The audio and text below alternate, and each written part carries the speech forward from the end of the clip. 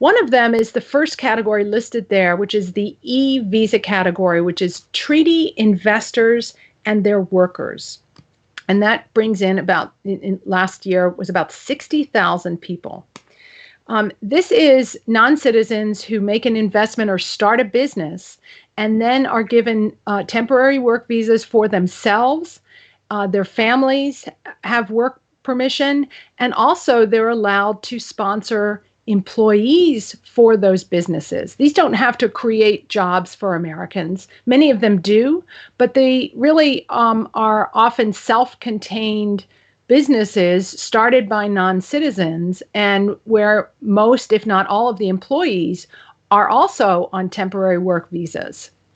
That seems like that's one that should definitely be suspended for the short term.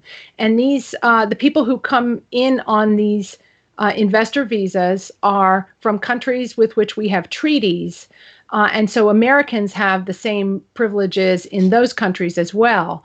Ours is a little bit different in that we're very generous in allowing these investors to bring in employees as well, not just to start a business here, but to bring in workers to staff that business. And, one of the classic cases is like a restaurant, an ethnic restaurant, where a foreign investor opens it up, but then tells the government that he has to bring in all of the staff for the restaurant to work there. So these are, I think, of dubious value to our economy, and we need to really look closely at whether these are simply a way to get around our green card restrictions or are actually bringing in the right kind of foreign investment that's going to create jobs for Americans.